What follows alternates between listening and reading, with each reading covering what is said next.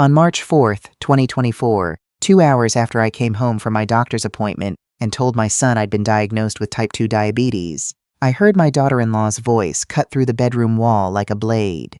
"She needs to go, Nolan. I mean it. I want her out by the end of the month." I'm Adele Cooper. I'm 66 years old.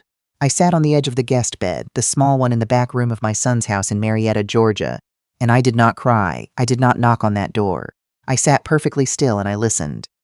"She's not that sick," my daughter-in-law continued, her voice dropping to something cold and deliberate. "Diabetes is manageable. She can manage it in her own place. I can't have my clients coming to this house and seeing," a pause. "She makes things complicated, Nolan. You know she does." "She makes things complicated." That's how she referred to me. A complication. I pressed my back against the headboard and stared at the ceiling. From the hallway came the faint sound of the television in the living room. My granddaughter Zara and my grandson Elijah were watching something with cartoon voices, laughing at something I couldn't hear. They had no idea their grandmother was sitting 20 feet away, listening to her own daughter-in-law discuss her removal. I'm going to tell you something now. What I felt in that moment wasn't grief. It was clarity, the kind that only comes when someone finally says out loud the thing they've been thinking all along, and you realize you already knew. You've known for a long time. Stay with me until the end. Because what my daughter-in-law didn't know, what my son didn't know, what no one in that house knew, is that the woman they wanted to push out the door was the same woman quietly holding the whole thing together, and she had absolutely no idea what was about to happen. Let me start from the beginning, because that's the only way this makes any sense. Floyd and I built Cooper & Sons Auto Repair starting in 1991 with one service bay and a whole lot of nerve. We were both in our mid-30s. I was still working full-time as an ER nurse, and Floyd was doing small engine repairs out of our garage on weekends. By the time our son was in middle school, we had 2 shops in the Atlanta metro. By the time he left for college, we had 5. By the time Floyd had his stroke in October 2019, we had 8 locations across Georgia and 2 in South Carolina. Floyd passed 9 months after his stroke, January 2020. I sat with him every single day until the end. After he was gone, I ran the business alone for 2 years. Then the right offer came, a regional auto group that had been watching us for a decade. I sold all 10 locations in March 2022 for $6.2 million. After taxes, after fees, after buying out the 2 business partners we'd held since 2003, I walked away with $4.1 million. I had a good attorney, a woman named Claudia Reeves, who'd known Floyd and me for 15 years. She put most of it into a managed portfolio. Municipal bonds, dividend stocks, a real estate investment trust. Within 18 months, with careful compounding, I was sitting at $4,823,016.40. My son did not know. His wife did not know. As far as they understood, I'd sold the business for enough to be comfortable, which was exactly what I'd told them. They believed I lived on a modest combination of investment income and Social Security. They thought the $2,000 I contributed each month toward household expenses was stretching me thin. It was not stretching me thin. Those payments were a test. I had moved in with them 2 years earlier, after my knee replacement recovery dragged on longer than expected, and my doctor said plainly that I shouldn't be alone in the house. My son had insisted I come stay. He'd sounded like Floyd when he said it. Same straightforwardness, same quiet certainty. I'd agreed. I brought what I needed, put the rest in a climate-controlled storage unit, and settled into the back bedroom of their 4-bedroom house in Marietta. And I watched. Not out of suspicion, exactly. More like the habit of a woman who spent 35 years as an ER nurse. You observe people under pressure. You look for patterns. You learn very quickly who someone really is when they think no one is paying close attention. What I saw over those 2 years was that my daughter-in-law was a woman who cared deeply about appearances. She was 37, a licensed real estate agent at a firm in Buckhead, and she was genuinely good at her job. She drove a white BMW she called a professional tool. She wore clothes that photographed beautifully.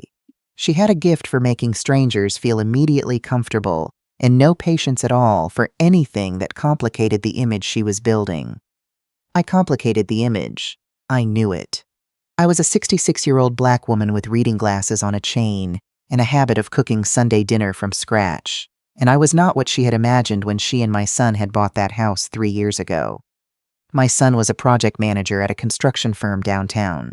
He was a good man, thoughtful, steady, not given to drama. He loved his wife. He loved his children.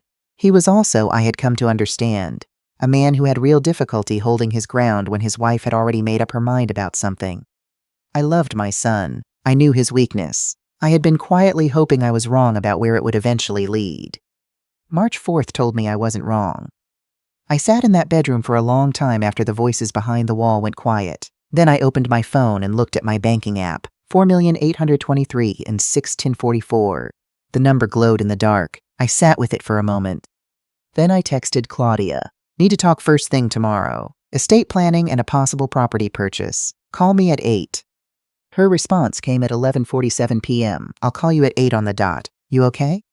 I will be, I typed back. I didn't sleep much that night. I kept thinking about Floyd. About 1998, when we'd had 3 shops and a terrible winter and 2 mechanics quit in the same week. We'd thought seriously about selling then. Floyd had stayed up all night with his legal pad and his calculator, and in the morning he'd put his hand over mine and said, Adele, the only time you should make a big decision is when you know exactly what you're worth. We'd held on. We'd been right. I knew what I was worth. By 6 in the morning, I'd already drafted a list.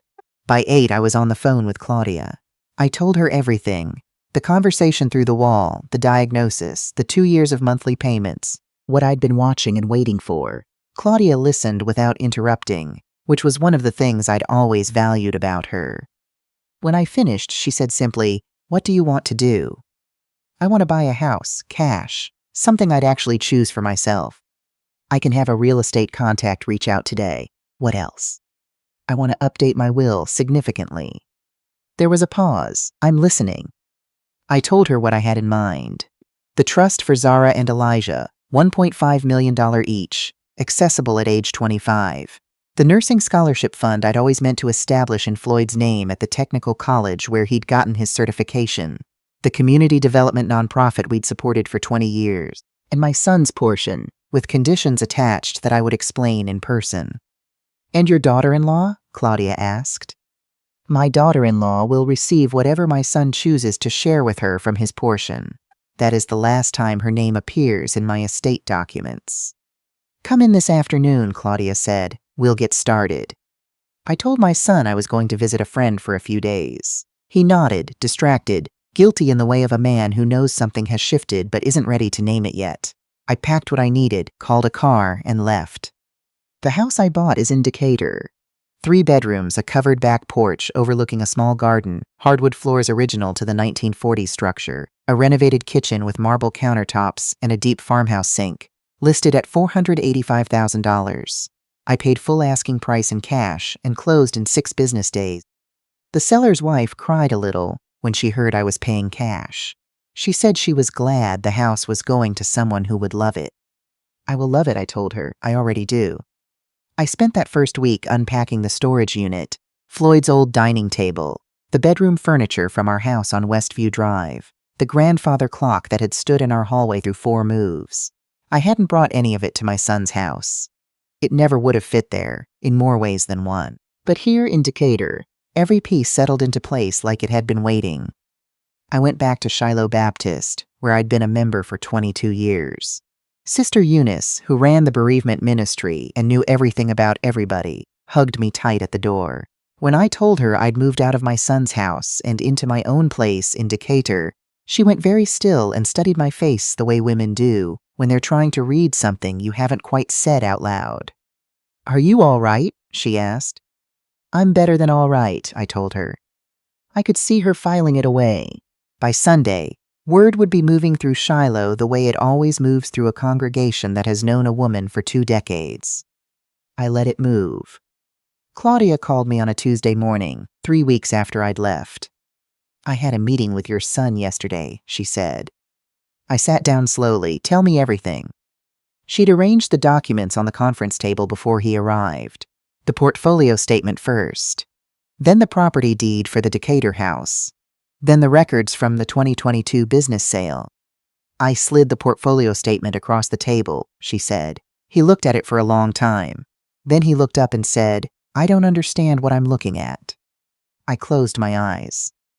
I told him that was his mother's investment portfolio, currently valued at $4,823,016.44. He didn't say anything. I showed him the property deed, then the sale records from 2022. He sat there and finally said, very quietly, she was giving us $2,000 a month because we thought she couldn't afford her own place. And I said, Mr. Cooper, your mother has never needed financial assistance. Those payments were her choice. The silence on the phone had weight. How did he take it? He asked to use the restroom. When he came back, he'd been crying. He sat down and said, my wife told her she was a complication. 2 hours after my mother told us about her diagnosis. She called her a complication. Claudia paused. I think that word was the one that broke him open. That night, my son left a voicemail that lasted 4 minutes. He talked over himself, stopped and started. At one point, there were almost 30 seconds of silence. Then he said, Mama, I didn't stop her. She said what she said and I stood right there and said nothing. I have to live with that. I'm so sorry. His voice broke on the last word. I listened to it twice. Then I set the phone face down on the kitchen table and went to bed. What I hadn't yet told my son, what Claudia had discovered months earlier during a quiet review of the household finances I'd asked her to run, just to understand what my monthly contribution was actually doing, was that my daughter-in-law had 3 credit cards he didn't know existed. None were in joint names. None appeared anywhere in their shared accounts. The combined balances totaled $31,400, designer bags, a weekend trip she described to him as a work conference, furniture she'd told him was already paid off. It wasn't paid off. It had been moved quietly onto one of the hidden cards. I'd sat with that information for 4 months before I left, deciding what it was mine to do with. Whether it was my marriage to disrupt. But the night I heard her call me a complication through the wall, that question answered itself. I'd told Claudia, don't share it yet. Let him come to me first. Let's see what kind of man my son still is underneath all of this. He came on a Saturday morning in April, alone. He rang the doorbell and stood on my front porch holding a paper bag from the bakery on Commerce Drive, the one Floyd and I used to go to on Sunday mornings, where Nolan had grown up eating their biscuits with honey. He'd remembered. I opened the door. I looked at my son. He'd lost weight in his face, the way men do when they're not sleeping. I brought biscuits, he said. I see that. Can I come in? I stepped back and let him in. We sat at Floyd's old dining table, and my son looked around the house the way people do when they're trying to hold themselves together. He spotted the grandfather clock in the hallway, and his jaw tightened. You brought everything, he said quietly. I brought what was mine. He nodded, put his hands around his coffee cup. Mama, he said, were you testing us all those months? The money, acting like you were stretched thin. Were you watching us the whole time? I needed to know whether you and your wife treated me like family because of who I am, or because of what I could provide. He closed his eyes, and we failed. Your wife failed. You failed to stop her.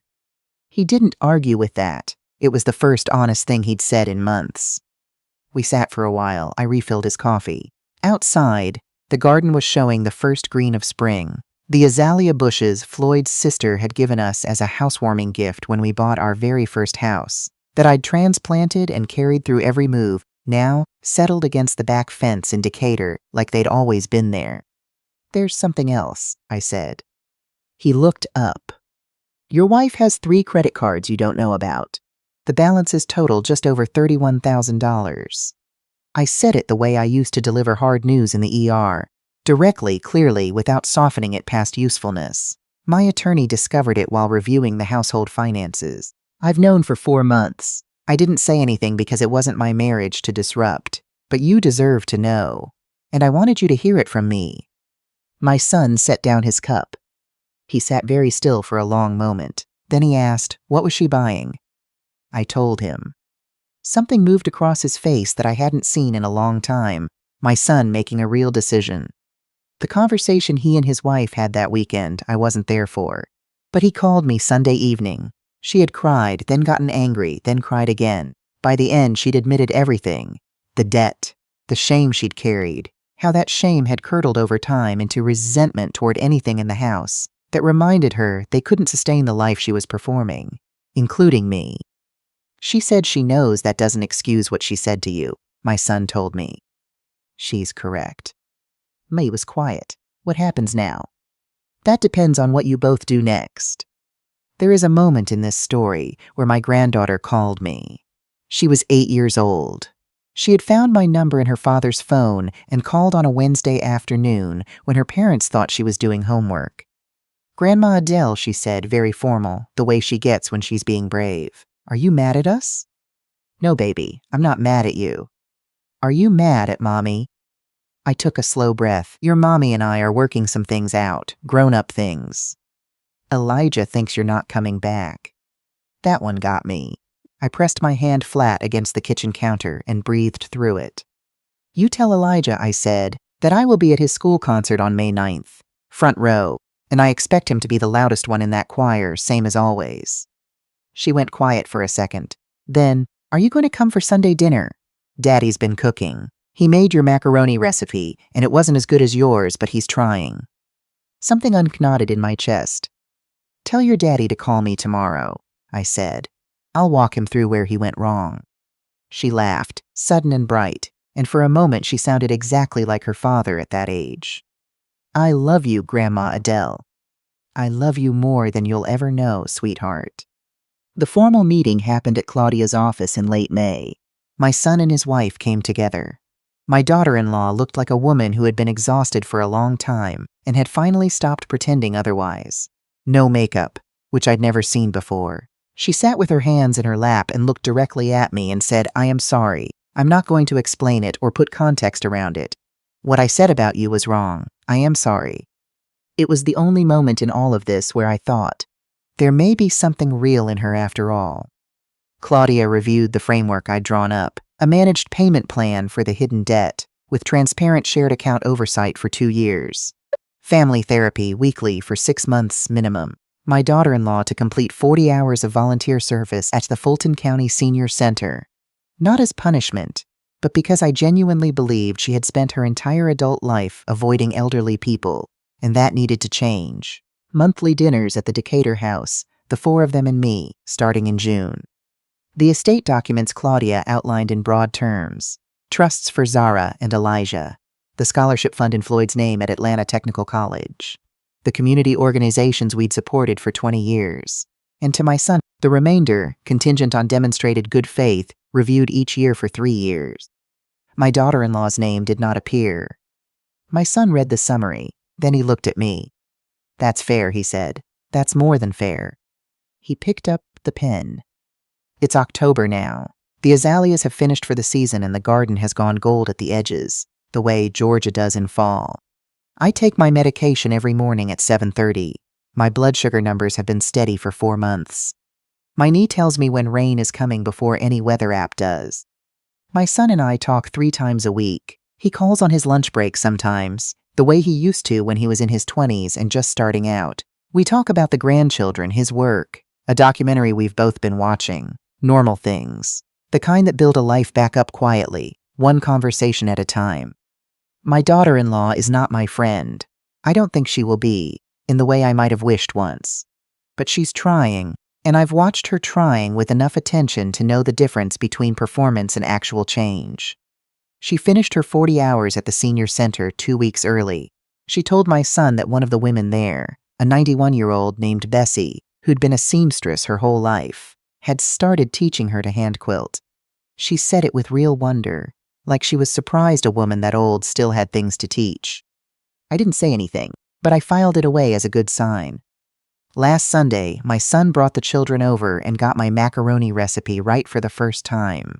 Elijah announced this loudly and with the full authority of a 6-year-old boy who takes his food very seriously. Zara helped me cut the sweet potato pie and, without being asked, placed her grandmother's slice on the good china. After they left, I sat on the back porch in the October dark, listening to the neighborhood settle into evening.